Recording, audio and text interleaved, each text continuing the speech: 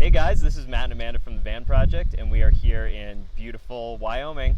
And today we're going to be talking to you a little bit about how we find boondocking spots out in nature like this.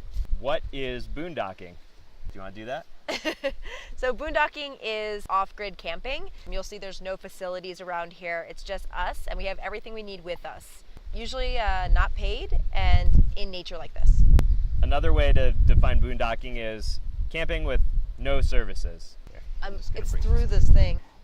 But can the camera see it? I don't think so. Well, Go away. nope, go away.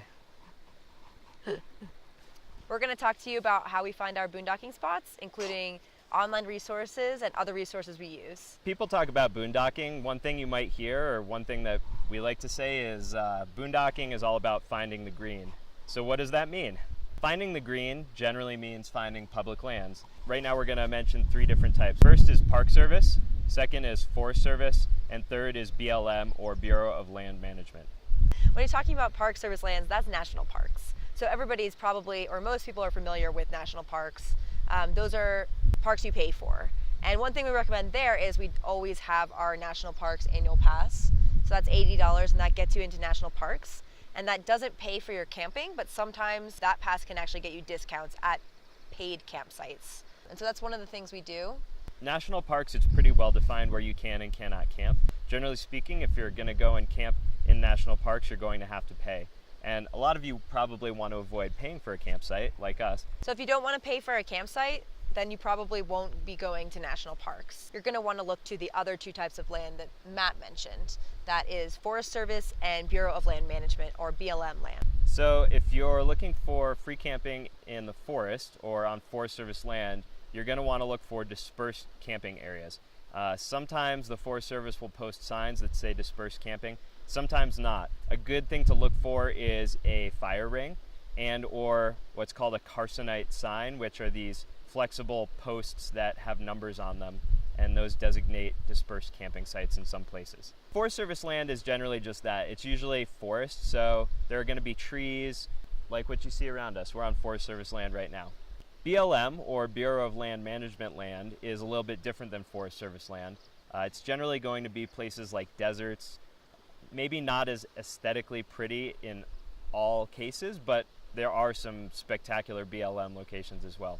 BLM is usually less regulated and easier to find free camping. Both of these, I think, especially BLM, is much more out west in the United States. So that's one thing to know, is that you're going to find these mostly on the western side of the United States, and a lot less common, especially the BLM, on the eastern side of the United States. I think one thing that's important to note here for all of these lands that we're talking about, and that will be different when we talk about boondocking in the cities and other places where people live, is that your rig doesn't really matter. As long as you can get to the place you're going, the only limitation will be like the road condition. And so that's probably the only thing you need to think about. It doesn't matter if you have obvious RV like us or have a stealthy rig. Both of these will be able to camp in BLM and Forest Service. So now you know the three different types of public lands that you can camp on, but how do you find these? So we talked about finding the green, and we actually have some apps that we like to use to help us find these camping spots. One of the best ones that we use all the time is campsitesnet. It's very popular, and that one is actually not an app, it's just a website. You can go to that and find, like, type in your location and then find the closest places, and they have paid campsites and free campsites on some of these apps as well. And usually the paid ones will be like in a red and the free ones will be in green. So they make it very clear which ones are like free or paid. The next thing that we'll talk about is an app. So this one we downloaded, and we did have to pay for it, but it wasn't very expensive. I think it was $4 or $5. We're talking about AllStays. It's an app, and AllStays has all of your camping locations. So it has paid and it has free locations, and it allows you to choose. You can go in there and just say, I just want to see Forest Service, or I just want to see BLM, or I just want to see overnight parking. And overnight parking usually is like a boondocking site in a city. Another one that we sometimes use is Compendium, and they do have an app. I actually don't have it downloaded right now, but they also have a website too. So you can use that one for either. I find that there's generally can be more reviews on Compendium than free campsitesnet, but they seem to kind of overlap as far as the locations that they show you. It's nice to have for the reviews to get like an idea of how the road conditions are and things like that. Right? So sometimes they'll tell you if there's cell phone reception. So here We don't have cell phone reception. We have no reception at all, and we wouldn't be able to get any with our cell booster because of that. But sometimes on Compendium, people leave a note, so they say, I have Verizon and I had 3 bars of LTE at this location. Another app that a lot of people use and love is iOverlander. We'll link to that as well. We actually don't have that much experience with it, but I've heard really great things from a lot of other van lifers. One app that's not specifically made for camping like this, but that we often find campsites, is Mountain Project. And since we're climbers, a lot of times we are going to climbing destinations. And that one is cool in that you can download areas. So I can go into it and download all of Wyoming, and then I can look up and say, well, I'm gonna be near the Teton area.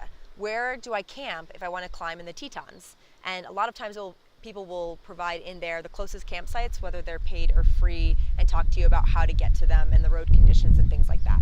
And then we get on to some other paid apps. The first one is called Harvest Host, and we've actually heard from 2 people who we have a lot of faith in when it comes to boondocking information. They love it, but it's not free. It's free in that you find places to camp, but usually they're on farms, vineyards, places like that. So there is a bit of an expectation to buy some sort of service from the place that you're camping, but that could be a good option if you're not concerned about saving money.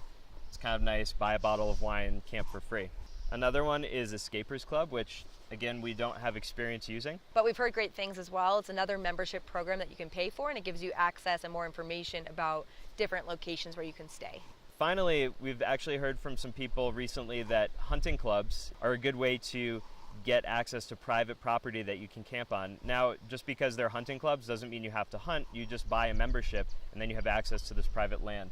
We often use these apps and websites. That's the first place we turn when we're looking for a place to stay usually.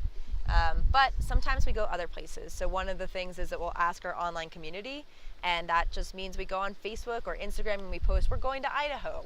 Where's a great place to boondock? Or where should we go?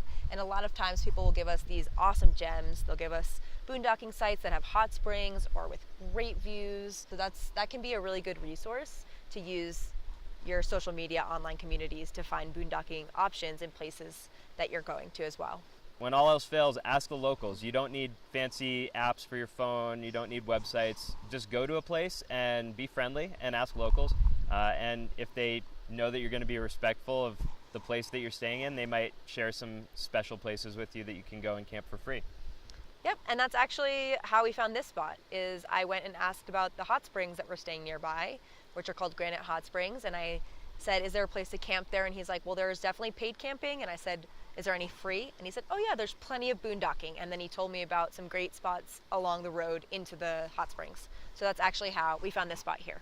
All right, so now you know how to go and find these places, but you really want to keep in mind these are public lands. They belong to everyone, so we want to be good stewards of these free campsites. So be responsible with your fires. Make sure they're out by pouring water on and stirring it in once you leave your site. Don't leave a fire that's partially burning.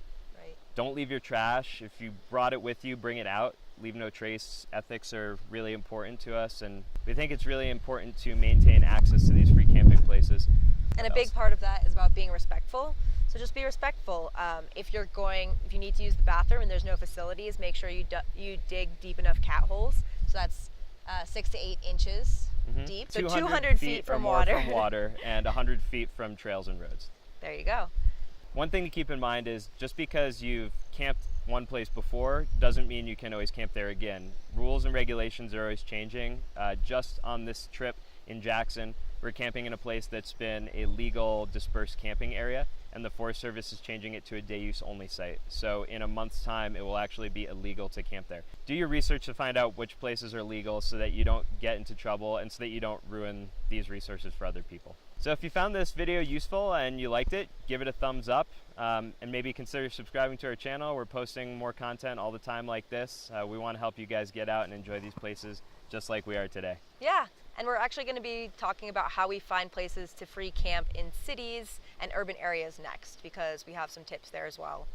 Is there anything we missed? Like, is there any place or site or thing that you do that we didn't mention? We'd love to hear from you because we're always looking for tips about finding boondocking sites. So let us know.